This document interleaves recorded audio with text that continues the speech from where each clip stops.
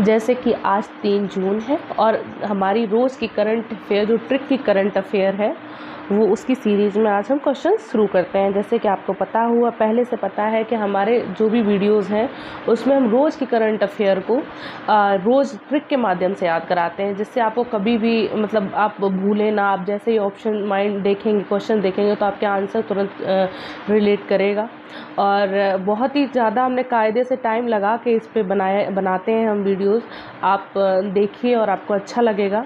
और आपको अगर ये वीडियोस देखेंगे उसके बाद आपको कोई भी ना ही मंथली मैगजीन पढ़ने की ज़रूरत पड़ेगी, ना ही आपको कुछ ईयरली वगैरह देखना पड़ेगा। तो क्वेश्चन शुरू करते हैं। पहला क्वेश्चन है, तेलंगाना स्थापना दिवस कब मनाया गया? तो ये मनाया गया है 2 जून को, तेलंगाना स्थापना दिवस।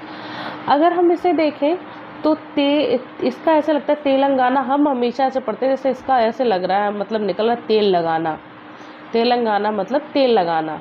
तो तेल लगाना, ये तेल और लगाना एक शब्द में कितने निकल रहे हैं शब्द? 2 शब्द निकल रहे हैं, ठीक है।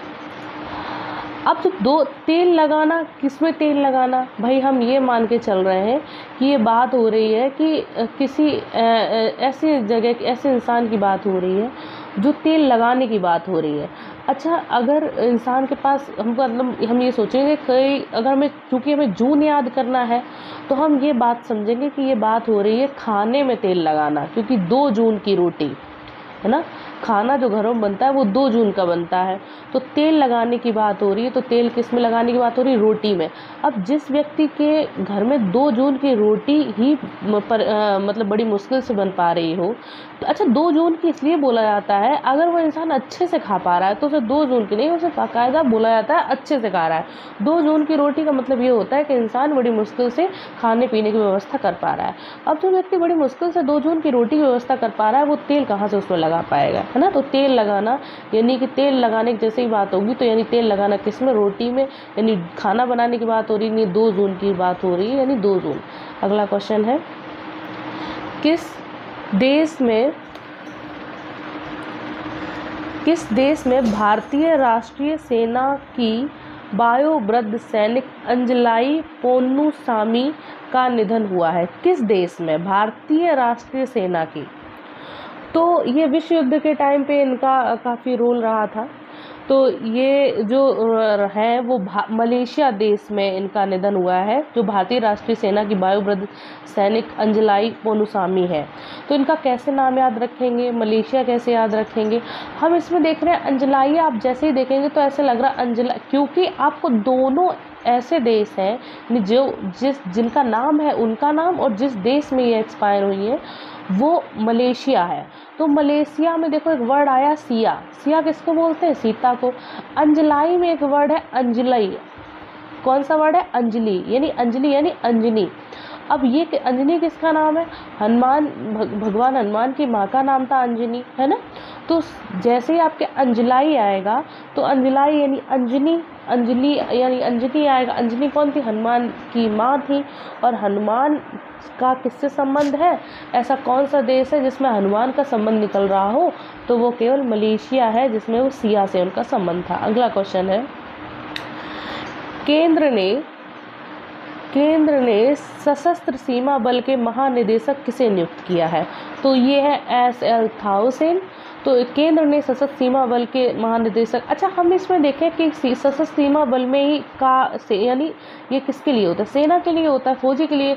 तो अगर इनके महानिदेशक की बात हो रही है तो सशस्त्र सीमा बल में कौन होता है? सेना होती है। तो इनके नाम में ही सेन जुड़ा हुआ है, SL थाउसेन। और ये है कौन? मतलब इससे तो ठीक है थाउसेन है, लेकिन कौन है महानिदेशक है कि कोई और है? तो ये पता हम देखेंगे कि इसमें थाउसेन में एक वर्ड है ओसे, ओसे वर्ड है, ओसे यानी ओसो। तो ओसो कौन थे? एक महान व्यक्ति थे। तो यानी महान व्यक्ति यानी महानिदेशक नियुक्त हुए हैं। तो जैसे ही आपके दिमाग में सशस्त्र सीमा बल के महानिदेशक की बात आएगी तो ऑप्शन में देखेंगे सशस्त्र सीमा बल मतलब किसकी बात हो रही? सेना की बात हो रही, तो थाउसेन। अब महानिदेशक है या कोई और है तो इसमें देखेंगे ओसेन, इसमें ओसो एक वर्ड है कि नहीं है? तो ओशेन आएगा। ये कौन थे? ओसो महान व्यक्ति थे। अगला क्वेश्चन है, किस स्टेट ने पेंशन भोगियों के डिजिटल जीवन प्रमाण पत्र के लिए IPPV के साथ समझौता किया है? IPPV का फुल फॉर्म है इंडिया पोस्ट पेमेंट बैंक। किस स्टेट ने पेंशन भोगियों के डिजिटल जीवन प्रमाण पत्र के लिए? तो ये किया हुआ है तमिलनाडु ने। अच्छा, पहले क्या होता था कि जब डिजिटल नहीं था, ये डिजिटल प्रमाण पत्र की बात हो रही ना, तो जब डिजिटल नहीं था तो लोगों को क्या होता था कि लोगों के बाई पोस्ट पैसे आते थे, खाते में नहीं आते थे। हम ऐसा याद करने के पर्पज़ से याद करेंगे कि मान लो क्या होता था कि आदमी को वहाँ जाना होता था पोस्ट ऑफिस में, और वहाँ बाकायदा लिफाफा में मान लो पैसे आते थे। तो क्या होता था, जो ये काम करवाता था, क्योंकि जब इतनी चीज़ें पहले बहुत गड़बड़ होती थी, तो जब कोई दिलवाता था तो बहुत ज़्यादा इसमें दलाली भी खाता होगा, बहुत बीच में बिचौलिया पैसा लेता होगा। तो क्या होता था कि लोगों को मिलना पड़ता था दूसरे लोगों से, तब उन्हें पैसे मिलते थे और उसमें उन्हें बहुत नुकसान होता था। इस चक्कर में क्या हुआ, स्टेट ने क्या किया, इन सब चीज़ों से निपटने के लिए उनका डिजिटली काम शुरू कर दिया। तो अब डिजिटली शुरू कर दिया, तो अब जो पेंशन भोगी, जिसको पेंशन मिलेगा, उस व्यक्ति को अब किसी से भी मिलने की ज़रूरत नहीं है।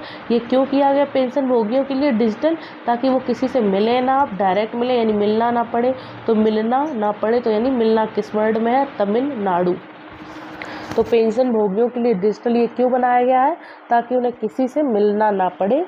तो तमिलनाडु। अगला क्वेश्चन है, टाइम्स बिजनेस अवार्ड 2022 किसे मिला? टाइम्स बिजनेस अवार्ड 2022 किसे मिला? ये मिला है रश्मि साहा को। कैसे याद रखेंगे कि ये बात हो रही है टाइम्स बिजनेस अवार्ड की। अच्छा, बिजनेस जो होता है वो आपके टाइम पे यानी किस्मत पर बड़ा निर्भर करता है।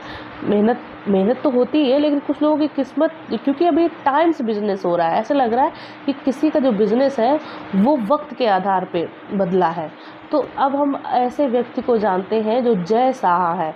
बिजनेस का भी एक, जैसे अगर किसी का टाइम अच्छा हो, ये अमित शाह के जो बेटे हैं जय शाह, उनका जो है अब इतना अच्छा टाइम चल रहा है कि उनका जो गूगल सर्च बताता है, हम नहीं बता रहे, गूगल सर्च बताता है कि उनका जो टर्नओवर है अब लगभग 16,000 गुना बढ़ गया है। 16,000 गुना बढ़ गया है। तो ये वक्त की ही बात है ना, पहले तो नहीं था, पहले तो बहुत नॉर्मल छोटे मोटे बिजनेसमैन थे, कोई जानता भी नहीं था जय शाह को। तो ये किसके बेटे हैं? अमित शाह के हैं। तो यानी कि टाइम, यानी किसका टाइम बिजनेस, जैसे ही आपके दिमाग में आएगा, आप पढ़ेंगे वैसे ही आपके दिमाग में आएगा कि बिजनेस जो है किसका टाइम के आधार पर बदला है, वो अमित शाह के बेटे का बदला है। तो शाह यानी रश्मि साहा। अगला क्वेश्चन है, SBI ने वित्तीय वर्ष 2023 में भारतीय अर्थव्यवस्था की वृद्धि दर कितने प्रतिशत रहने का अनुमान लगाया है? SBI ने तो लगाया है 7.5%। अब हमने 7.5 क्यों बोला, 7.5% क्यों नहीं बोला? इसके पीछे याद करने का एक पर्पज है कि वित्तीय वर्ष 2023 में वैसे भी हमारी अर्थव्यवस्था का कोई मतलब तो समझ में आ नहीं रहा है भाई, पता नहीं कब क्या हो रहा है। अभी इतनी ज़्यादा बेरोज़गारी है और भी समस्याएं हैं जो नहीं दिखाई जा रही हैं सही से, या हम उस पर बात नहीं करेंगे, मतलब काफ़ी समस्या है। अब क्या हुआ है कि SBI ने वित्त वर्ष 2023 में ये अर्थव्यवस्था की वृद्धि दर इतनी बता दी 7.5%, जिसे हम बोलते हैं 7.5।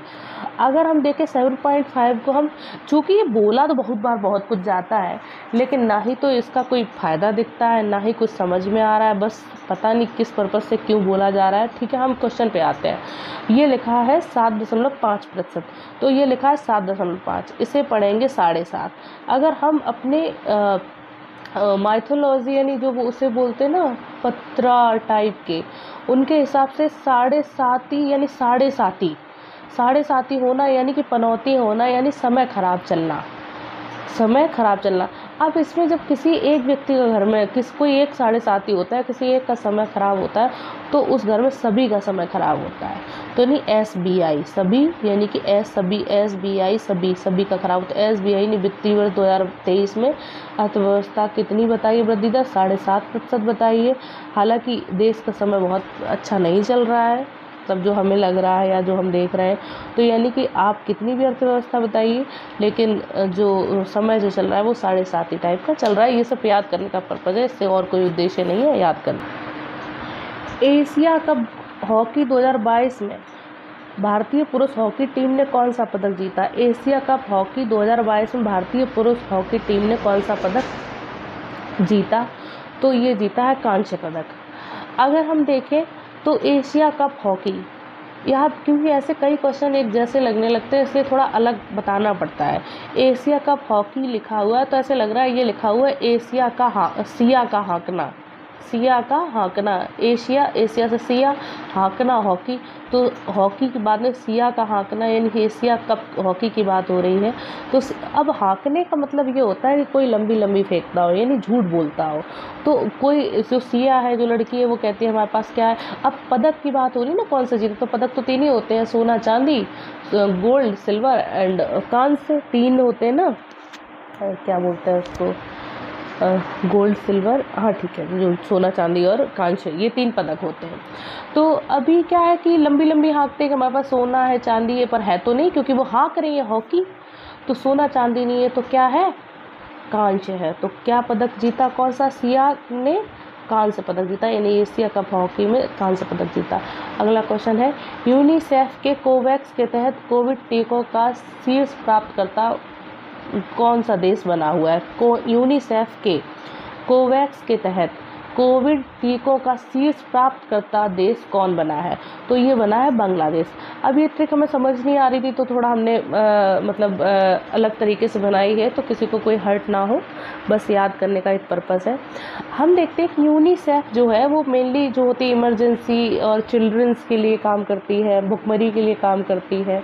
अब ये भाई उसी को कोविड टीके देगी ना जो बहुत ज़्यादा परेशान होगा, बहुत गरीब होगा, बहुत समस्याएं होंगी, जहाँ पे बहुत दवा कुचला होगा, वही शीर्ष पे होगा ना। तो यूनिसेफ, क्योंकि यूनिसेफ जो है वो बहुत ज़्यादा लिबरल है लोगों के लिए, तो बहुत दवा कुचला सा कोई देश है उसको, उसके लिए देखिए हमने लिख भी दिया, हर्ट नहीं होना है किसी को। तो अब बांग्लादेश में ऐसे लिखा है कि अब इसमें लिखा है गला देश, कैसा, गला देश, यानी कि जहाँ पे बहुत समस्याएं, गला यानी गरीबी में एकदम से बहुत ही दवा कुचला टाइप का गला, नहीं ये ऐसा कुछ है नहीं, बस मैं याद कराने के पर्पज से बोली हूँ। बांग्लादेश तो गला देश यानी गला हुआ देश। तो यानी यूनिसेफ जो है कोवैक्स तहत किसे शीर्ष पे किस देश को दिया है, तो ऐसे ही देश को देगी जो बहुत ही ज़्यादा दवा कुचला होगा। तो बांग्लादेश में ही ऐसा अब खुद का निकल रहा है, जैसे बांग्लादेश में गला हुआ देश ऑप्शन में, तो गला देश यानी बांग्लादेश को मिला हुआ है। अगला क्वेश्चन है किस संस्था ने तंबाकू पॉइजनिंग अवर प्लानेट नामक रिपोर्ट जारी की है। हाँ, किस संस्था ने तंबाकू पॉइजनिंग अवर प्लैनेट नामक रिपोर्ट जारी की है। अच्छा, तम्बाकू जो है वो हमारे प्लेनेट का क्या है, जहर है, तो ये रिपोर्ट जारी की है WHO ने। अच्छा, अब इसे याद कैसे करेंगे, ऑप्शंस में आपको पता है ऐसे ही मिलेंगे, WHO मिलेगा, ILO मिलेगा, यूनेस्को मिलेगा, यूनिसेफ मिलेगा। तो आप देखिए WHO का क्या फुल फॉर्म होता है, वर्ल्ड हेल्थ ऑर्गेनाइजेशन। तम्बाकू जो है वो किस पर असर करती है, हेल्थ पर असर करती है, किस पर असर करती है, हेल्थ पर असर करती है। तो इसको वर्ल्ड हेल्थ ऑर्गेनाइजेशन जब हेल्थ पे ही असर करती है तो हेल्थ वाला ही डिपार्टमेंट इसे रिपोर्ट जारी करेगा ना, तो WHO ने ये रिपोर्ट जारी की हुई है। अगला क्वेश्चन है गजट रिव्यू द्वारा दुनिया के टॉप 10 शेफ में किस भारतीय शेफ को स्थान दिया गया। गजट रिव्यू जो है उसके द्वारा दुनिया के जो सबसे 10 जो टॉप भारतीय वो है शेफ जो खाना अच्छा बनाते हैं, उसमें भारतीय शेफ कौन से हैं उनको जगह मिली हुई है टॉप 10 में, तो वो है विकास खन्ना। ये जजेस भी हैं स्टार प्लस का जो वो खाने वाने का शो आता है उसमें जजेस भी रहे हैं, मैं थोड़ा सा याद है। तो गजट रिव्यू द्वारा दुनिया के टॉप 10 में जो है वो विकास खन्ना है। अच्छा, अभी याद कैसे रहेगा, इसमें मुझे लग रहा है याद करना सबसे आसान है।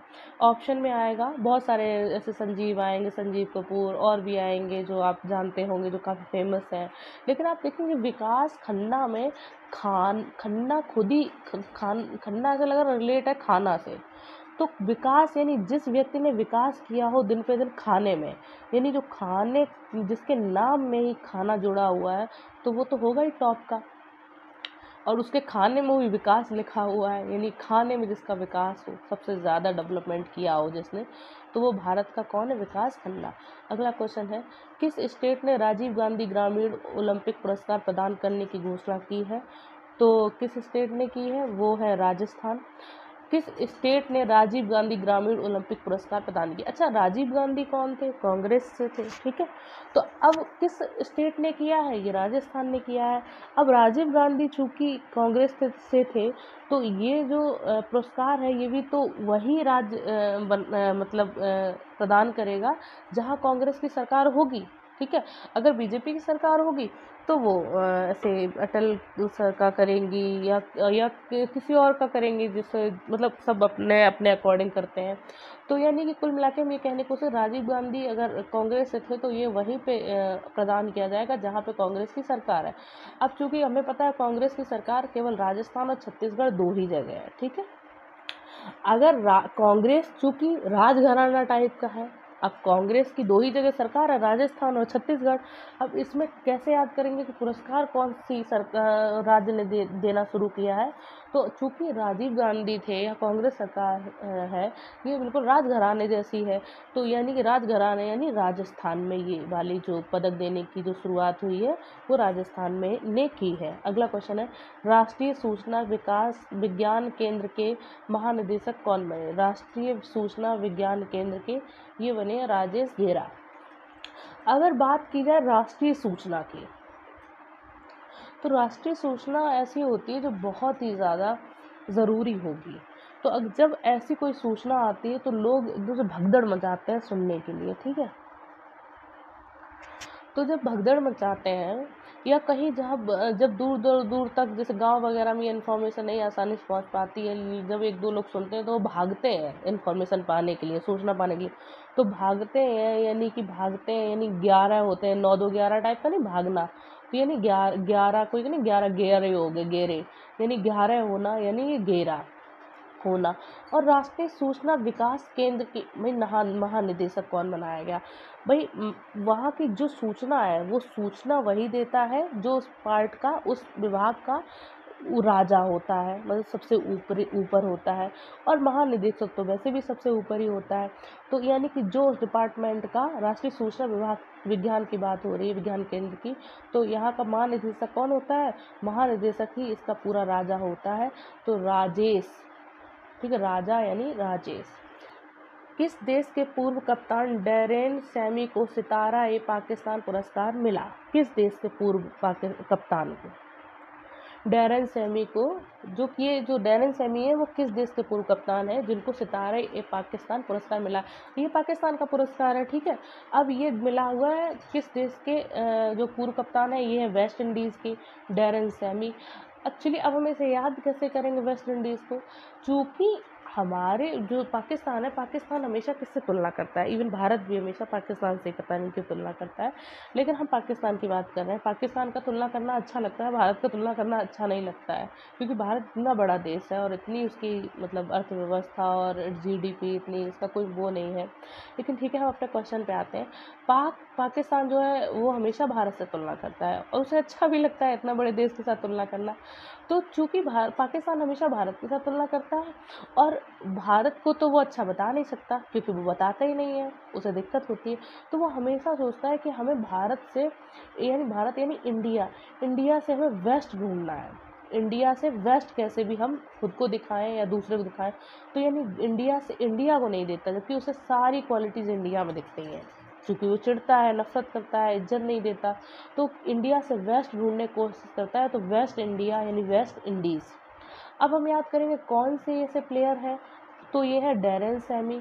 अब हमने बताया जैसे कि भारत में सब मिलता है, तो भारत में हमारे यहाँ एक प्लेयर है मोहम्मद शमी, जानते होंगे आप, काफ़ी चर्चित रहे हैं। उनकी शायद वाइफ का नाम था, जहाँ कुछ पता नहीं, हाँ कुछ नाम था, जो काफ़ी प्रॉब्लम में इन्होंने डाला था मोहम्मद शमी को काफ़ी।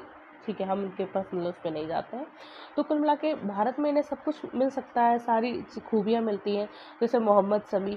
तो शमी को इन्होंने नहीं दिया, इन्होंने इंडिया से वेस्ट ढूंढा, वेस्ट इंडीज़। इन्होंने अपने मन में सोचा है नहीं वेस्ट इंडीज़, हालांकि वहाँ के प्लेयर काफ़ी अच्छे हैं और वेस्ट इंडीज़ के। तो मोहम्मद शमी को ना देके इन्होंने डैरेन समी को दिया, जिनका चूँकि इंडिया जैसी खूबियाँ ढूंढते रहते हैं, तो सैमी यानी कि मोहम्मद शमी की जगह डैरेन समी को दिया है और इंडिया की जगह इन्होंने वेस्ट इंडिया को दिया है, West Indies.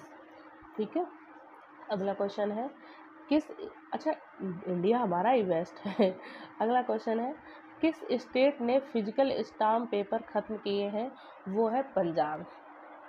Physical stamp paper शायद यही होता होगा कि जो हम स्टाम्प पेपर आजकल हम लोग लेने जाते थे तो वो पेपर में मिलता था, लेकिन अब शायद वो डिजिटली मिले, वो इलेक्ट्रॉनिक मतलब इलेक्ट्रिक शायद डिजिटल रूप से मिलेगा धांधली को रोकने के लिए। तो ये किस स्टेट ने किया है? पंजाब ने किया है।